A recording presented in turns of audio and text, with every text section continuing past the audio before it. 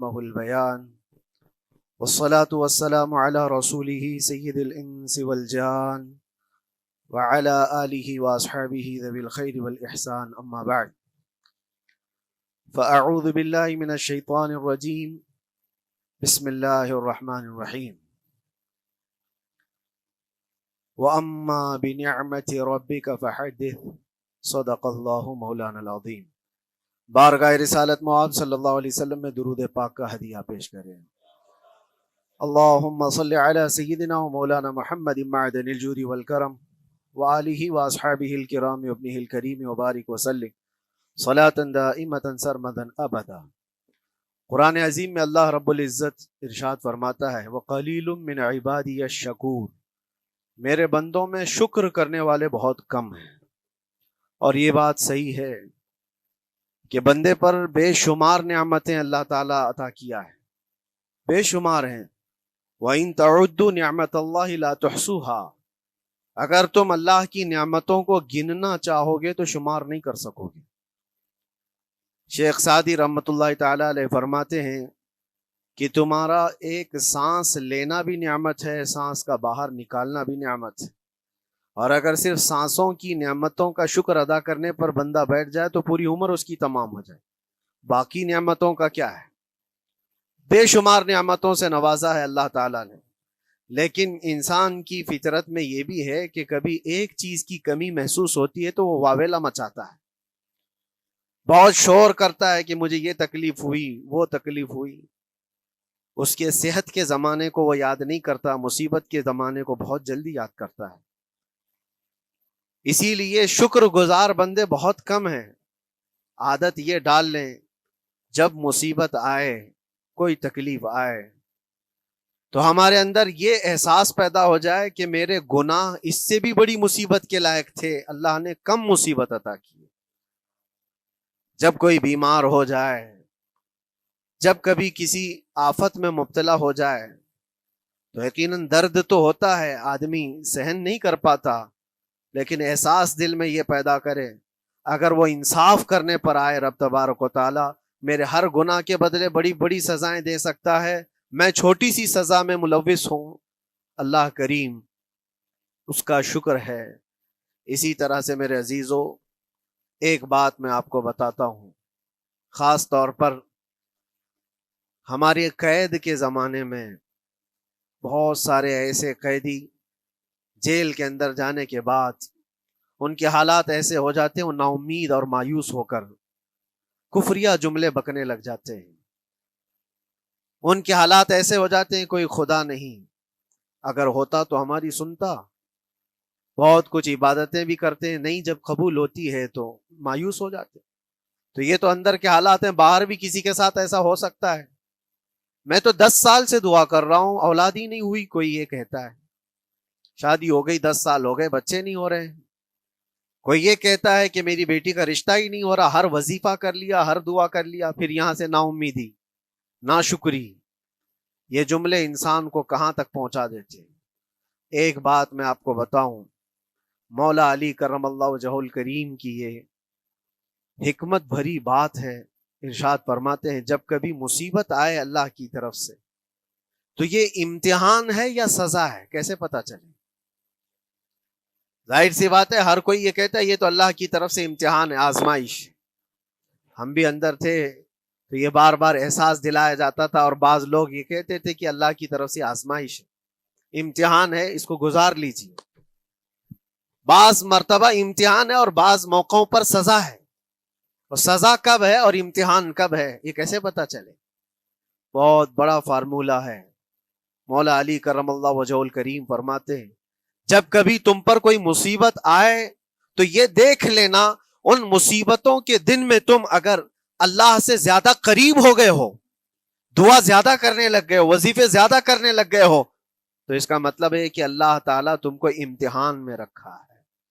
اور اگر مصیبتوں کے آنے کے بعد بندہ دور ہو جاتا ہے اللہ سے، پھر وہ بپھر جاتا ہے، گناہ زیادہ کرنے لگتا ہے، تو سمجھ لو یہ سزا میں ملوث ہے۔ اب سب کی زندگی میں یہ مصیبتیں جب آتی ہیں تو خود اپنے آپ کو ریئلائز کرے، احساس کر کے دیکھے کہ مصیبت آئی ہے تو میرے ہاتھ میں تسبیح آ گئی یا پھر گالی گلوچ. مصیبت یا آفت آئی ہے میرے گھر پر تو میں عبادت اور نماز کی طرف زیادہ جا رہا ہوں یا پھر عیش و عشرت کی طرف زیادہ جا رہا ہوں, تو تمہیں خود پتا چل جائے گا کہ تم اللہ کی طرف سے امتحان میں ہو یا پھر سزا میں ہو.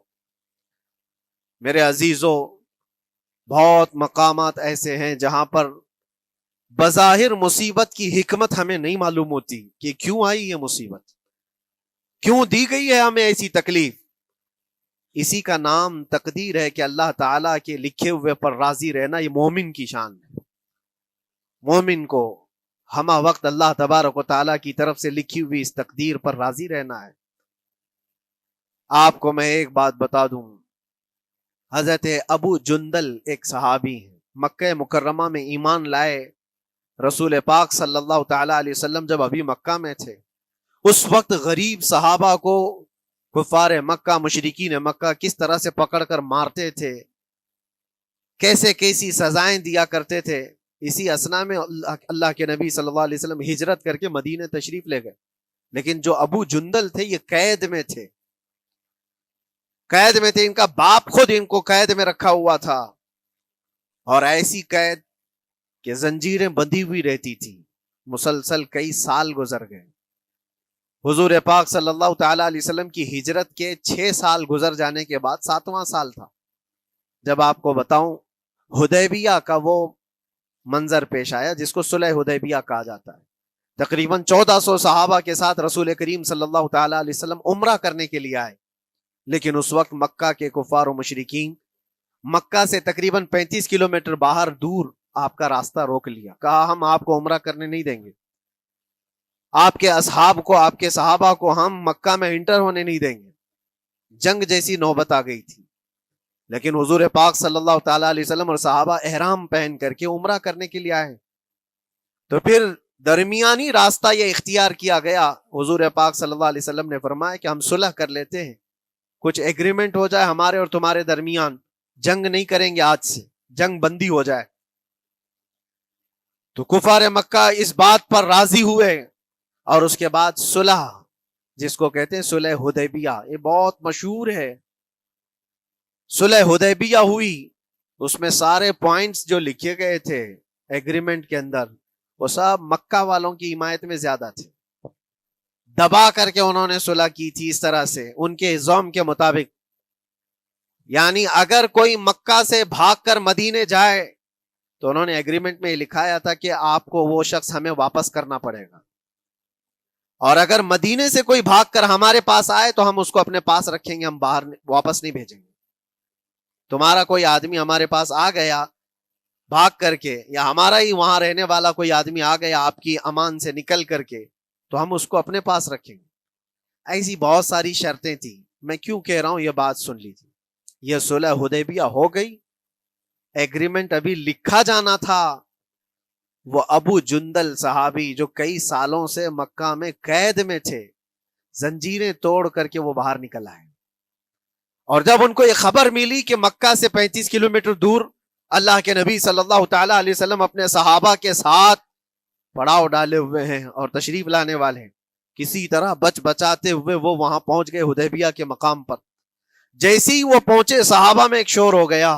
صحابہ جانتے تھے کہ کتنے سالوں سے ابو جندل قید میں ہے, طرح طرح کی اذیتیں اٹھاتا ہے, بہت مصیبتیں اٹھائی ہیں ابو جندل نے. دیکھا ان کے جسم پر پورے زخموں کے نشان تھے, ہاتھوں اور پیروں میں زنجیریں لٹکی ہوئی تھیں. وہ اسی حالت میں صحابہ کے پاس آ گئے. صحابہ سب نے سینے سے سینہ لگایا, استقبال کیا. ابو جندل تم آ گئے ہمارے پاس, آ گئے. اب بات سنو, بڑی حیرت کی ہے. ایگریمنٹ لکھا جا رہا تھا اور ابو جندل مکہ سے فرار ہو کر کے آئے تھے. ابو جندل کا جو باپ ہے اور دوسرے جو رئیس مکہ کے تھے, قریش کے سردار, سبوں نے ہاتھ روک لیا اور کہا ہمارا ایک آدمی بھاگ کر آپ کے پاس آیا ہے, ایگریمنٹ کے مطابق اس کو آپ ہمیں واپس کرنا ہوگا, واپس لوٹانا ہوگا. مکہ میں رہنے والا شخص آپ کے پاس آیا ہے, وہ ہمارا قیدی ہے. حضور پاک صلی اللہ تعالی علیہ وسلم نے فرمایا ابھی تو لکھا نہیں گیا, اس سے پہلے وہ آیا ہے, چھوڑ دو اس کو, اس کے بعد جو بھی ہوگا اس پر عمل کریں گے. مکہ والوں نے کہا نہیں, ہم نہیں مانتے اس چیز کو. حضور پاک صلی اللہ تعالی علیہ وسلم نے یہاں تک فرمایا اس ایک شخص کو میری ضمانت میں دے دو، باقی تمہاری ساری شرطیں منظور کر لی جائیں گی، وہ رحمت للعالمین۔ نبی اکرم صلی اللہ تعالی علیہ وسلم اپنے غلاموں پر رحم کیسے نہ کریں؟ جب ان حالات میں دیکھا ابو جندل کو تو صحابہ بھی حضور کے پاس آئے اور کہا یا رسول اللہ صلی اللہ علیہ وسلم صلح کیوں کر رہے ہیں؟ ان کے ساتھ جنگ کریں گے ہم نے بدر میں، احد میں، خندق میں ان کے ساتھ جو مقابلے کی ہمیں تجربہ ہے، ہم ان کے پرخچے اڑا دیں گے، آپ اجازت دیں ہم جنگ کریں گے۔ اللہ کے نبی فرماتے ہیں میں جو دیکھ رہا ہوں وہ تم نہیں دیکھ رہے ہو، اللہ کا حکم نہیں ہے جنگ کرنے کا، صلح ہے۔ صلح ہو گئی، لکھا جا رہا تھا، اور یہ ابو جندل آئے۔ آپ جب حضور پاک صلی اللہ تعالی علیہ وسلم نے فرمایا ٹھیک ہے ایگریمنٹ کے مطابق ابو جندل کو مکہ واپس بھیجنا پڑے گا، اتنا فرمایا تھا حضور نے، ابو جندل دھاڑے مار مار کر رونے لگے اور صحابہ کو جا کر کے اپنے زخم دکھانے لگے کہ دیکھو مجھے واپس بھیجا جا رہا ہے، مجھے واپس بھیجا جا رہا ہے۔ تو صحابہ کے اندر بھی جوش تھا، اپنا آدمی جب کوئی اتنا مظلوم ہو، اتنا مار کھایا ہو، اور پھر واپس انہی ظالموں کے سامنے اس کو بھیجا جانا ہو تو کیا کیفیت ہوگی۔ تو وہ ابو جندل سارے صحابہ کے بیچ میں چھپ چھپاتے ہوئے رو رہے تھے۔ اللہ کے نبی صلی اللہ علیہ وسلم تشریف لائے اور فرمایا ابو جندل میں کہہ رہا ہوں واپس چلے جاؤ، واپس جاؤ، مکہ جاؤ۔ تو انہوں نے کہا یا رسول اللہ صلی اللہ علیہ وسلم ان زخموں کے ساتھ واپس جاؤں؟ اللہ کے نبی صلی اللہ علیہ وسلم نے فرمایا ہاں ابو جندل اللہ کی مرضی یہی ہے، اور اللہ کا نبی وہی کہتا ہے جو اللہ کی مرضی ہوتی ہے۔ یہ میں کہہ رہا ہوں بظاہر تکلیفوں کی حکمت ہمیں معلوم نہیں ہوتی، لیکن ہمیں عمل کرنا چاہیے۔ نبی پاک صلی اللہ تعالی علیہ وسلم کا جب حکم ہوا، ابو جندل انہی زنجیروں کے ساتھ ان کے باپ کے حوالے کر دیے گئے، وہ گھسیٹتے ہوئے لے جا رہا تھا، گھسیٹتے ہوئے واپس انہی قیدیوں کی طرح لے جا رہا تھا۔ سب کی آنکھوں میں آنسو تھے، لیکن حکمت الہی کیا ہے یہ کون جانتا ہے۔ بظاہر اللہ تبارک و تعالیٰ کی طرف سے یہ دی ہوئی آزمائشیں، یہ تکلیفیں، اس کی حکمت وہ بہتر جانتا ہے۔ جب ابو جندل کو واپس کیا گیا ایک سوال اٹھتا ہے میرے عزیزو، یہ میں قید کی حالت میں رہ کر کے ایک شخص نے مجھ سے سوال کیا تھا، آپ تو اللہ کے نبی صلی اللہ تعالی علیہ وسلم کی ناموس کی بات کرتے ہو، حضور کی محبت کی بات کرتے ہو، ان کے عشق کی بات کرتے ہو، اور یہ بھی کہتے ہو کہ نبی پاک صلی اللہ تعالی علیہ وسلم دستگیری کرتے ہیں، اپنے غلاموں کی مدد کرتے ہیں، تو اتنے دنوں سے کیا آپ نے حضور کو نہیں پکارا؟ کیا رسول پاک صلی اللہ تعالی علیہ وسلم سے محبت اور عشق کی بات کے بعد آپ نے بھیک نہیں مانگی؟ اس وقت یہ واقعہ یاد آیا، میں تو ابو جندل کے پاؤں کے ناخن کی مٹی کے برابر بھی نہیں۔ وہ صحابی رسول تقریباً ان کے متعلق کہا گیا ہے 6 سے 8 سال تک وہ ان کی قید میں رہے، تو کیا رسول پاک صلی اللہ علیہ وسلم کو خبر نہیں تھی؟ خبر تھی، لیکن ہوتا ایسا ہے کہ جو جتنی محبت کرتا ہے اتنے ہی امتحانوں سے گزارا بھی جاتا ہے، اس کو امتحان دینے پڑتے ہیں۔ اسی لیے بار بار میں یہ بات کہتا ہوں، حضور پاک صلی اللہ تعالی علیہ وسلم کی ناموس کی بات کرنا، عظمت رسالت کی بات کرنا، یہ حلوے پراٹھے کھانے کا نام نہیں ہے، یہ شہادت گہے الفت میں ہے قدم رکھنا۔ لوگ آسان سمجھتے ہیں مسلمان ہونا، حضور پاک صلی اللہ تعالی علیہ وسلم کی شریعت طاہرہ کو بچانے کے لیے ہی تو، حضور کی ناموس کی حفاظت کے لیے ہی تو مولا امام حسین نے اپنی گردن دے دی، اپنے بچوں کی قربانی دے دی، اپنا عیش آرام سب تیاگ دیا۔ یہ ساری قربانیوں کے بعد ہی اس امتحان سے بندہ نکلتا ہے۔ وہ امام احمد بن حنبل جن کے سینے میں 5 لاکھ حدیثیں محفوظ تھیں، رسول پاک صلی اللہ علیہ وسلم کی 5 لاکھ حدیثوں کے حافظ، لیکن بغداد کے ظالم حکمرانوں نے ان کو ننگی پیٹھ پر کوڑے مارے ہیں، پہلی مرتبہ 100 کوڑے، دوسری مرتبہ پھر 100 کوڑے، تیسری مرتبہ پھر 100 کوڑے، اتنے میں تو آدمی مر جاتا ہے۔ امام احمد بن حنبل کی پیٹھ جھک گئی تھی۔ میرے عزیزو، یہی ہے جس کو ہم کہہ رہے شہادت گہے الفت میں ہے قدم رکھنا۔ اگر تم سچا ایمان رکھتے ہو تو پھر آزمائش بھی ہوگی۔ اللہ کریم قرآن میں فرماتا ہے وَلَيَعْلَمَنَّ اللَّهُ الَّذِينَ صَدَقُوا وَلَيَعْلَمَنَّ الْكَاذِبِينَ۔ اللہ تبارک و تعالیٰ ضرور آزمائے گا سچا کون ہے اور جھوٹا کون ہے۔ مصیبتیں آئیں گی، آندھیاں آئیں گی، لیکن جمے رہو، ڈٹے رہو، اللہ رب العزت سے کبھی بھی اپنا رشتہ نہ توڑو. اور جو تمہارے اندر ایمان ہے، توکل اور یقین ہے، ذرا برابر بھی فرق آنے نہ پائے. آج نہیں قبول ہوئی کل ہوگی، کل نہیں قبول ہوئی پرسوں ہوگی، کبھی نہ کبھی تو دعا قبول ہوگی. دنیا داروں کے دروازے کھٹکھٹاتے ہیں تو ایک نہ ایک دن دروازہ کھلتا ہے. وہ ارحم الراحمین ہے، وہ ارحم الراحمین ہے، دروازے کھولتا ہے، لیکن وہ بہتر جانتا ہے کس وقت دروازہ کھلنا چاہیے. ہم اپنی مرضی کے مطابق رب کو نہیں چلا سکتے، مولا تعالیٰ جیسا چاہے ہمیں ویسا چلنا چاہیے. ایک بات اور میں بتا دوں سید، یہ تو دوسرے لوگوں کی بات ہے جس میں ہمارے قصور ہیں، ہمارے جرم ہیں، ہمارے گناہ ہیں، جس کی وجہ سے مصیبتیں آئیں گی، لیکن اللہ کے نبی کا کوئی گناہ نہیں ہوتا. جو نبی ہوتے ہیں وہ معصوم ہوتے ہیں. سیدنا یوسف علیہ الصلوۃ والتسلیم اللہ کے نبی، اللہ کے نبی ابراہیم علیہ السلام کے بیٹے اسحاق علیہ السلام، اسحاق علیہ السلام کے بیٹے یعقوب علیہ السلام، یعقوب علیہ السلام کے بیٹے یوسف علیہ السلام، جن کی نسل میں انبیاء کرام، جو پورا خاندان نبوت کا ہے، وہ یوسف علیہ السلام کن کن مقامات سے گزارے گئے. پہلے بھائیوں نے کنویں میں پھینک دیا، اور اس کے بعد اس زہریلے کنویں سے وہ نکالے گئے. جنگل میں کوئی نہیں تھا جب ان کے بھائیوں نے کنویں میں پھینکا تھا. اس وقت ایک قافلہ جا رہا تھا، انہوں نے ڈول ڈال کر کے نکال لیا اور پھر لے کر کے گئے. یہاں سے کنویں سے تو نکالے، لیکن آگے کی زندگی کیا ہے؟ مصر کے بازار میں لے جا کر قافلے والوں نے بیچ دیا.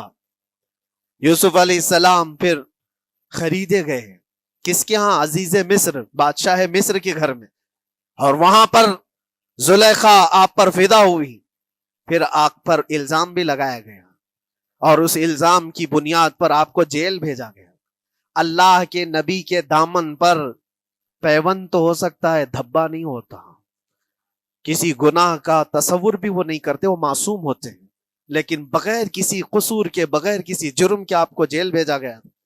یوسف علیہ الصلوۃ والتسلیم جیل جب گئے، وہ نبی ہو کر کے، اور اس کے بعد دن کٹتے رہے. دن کیسے؟ ہفتے، ہفتے کیا مہینے، مہینے کیا سال. یوسف علیہ الصلوۃ والتسلیم کے 7 سال گزر گئے. جب کبھی کسی انوسنٹ کو، بے قصور آدمی کو تکلیف دی جاتی ہے تو اس کو احساس زیادہ ہوتا ہے، اور جرم کی وجہ سے جب کوئی تکلیف میں آتا ہے تو کمپرومائز کر لیتا ہے، میں ایسا غلطی کیا تھا، مجھے یہ جھیلنا پڑ رہا ہے. لیکن جس کا جرم ہی نہیں، نہ کردہ گناہ کی سزا جب دی جاتی ہے، بندہ بہت بکھر جاتا ہے، ٹوٹ جاتا ہے. لیکن وہ اللہ کے نبی تھے، توکل کیسا تھا، یقین کیسا تھا، صبر کے ساتھ نکالے. لیکن ایک بہت پیاری بات ہمیں ملتی ہے میرے عزیزوں، وہاں قیدی اور بھی تھے، اور یوسف علیہ السلام کو اللہ تعالیٰ نے ایک معجزہ عطا کیا تھا. وہ خوابوں کی تعبیر سچی سچی بتاتے تھے. خواب کی تعبیر ہوا کرتی ہے، جو بھی خواب دیکھتا آدمی اس میں اشارہ ہوتا ہے اللہ کی طرف سے. تو 2 قیدیوں نے خواب دیکھا تھا، یہ قرآن پاک کے سورہ یوسف میں پورا موجود ہے، 12ویں پارے میں. 2 قیدیوں نے خواب دیکھا، اپنا اپنا خواب انہوں نے بیان کیا یوسف علیہ السلام کو. ایک قیدی نے دیکھا کہ وہ سر پر روٹیاں رکھ کر کے لے جا رہا ہے اور پرندے نوچ نوچ کر کھا رہے ہیں. دوسرے نے دیکھا کہ وہ انگوروں کو نچوڑ کر کے اس کے رس پی رہا ہے. تو انہوں نے بتایا یوسف علیہ السلام کے پاس، ایسا ایسا ہم نے خواب دیکھا ہے، اس کی تعبیر کیا ہو سکتی ہے؟ سیدنا یوسف علیہ السلام فرماتے ہیں، میں دونوں کے خواب کی تعبیر بتاؤں گا، لیکن اس میں سے ایک بندہ، اس سے آپ نے کہا تو وعدہ کر کے میرا بھی کام کرے گا، میرا بھی ایک کام ہے تو کرے گا. 7 سال گزر گئے تھے. جو بادشاہ مصر تھا وہ بھی بدل چکا تھا، جس نے قید میں ڈالا تھا وہ ختم ہو گیا، دوسرا آیا، تیسرا آیا، جو بھی آیا، لیکن حکومت بدلی ہوئی تھی. تو خواب کی تعبیر بتانے سے پہلے ایک قیدی سے یوسف علیہ السلام نے کہا کہ میرا کام تو کرے گا. اس نے کہا ہاں، آپ جو کہیں گے میں کروں گا.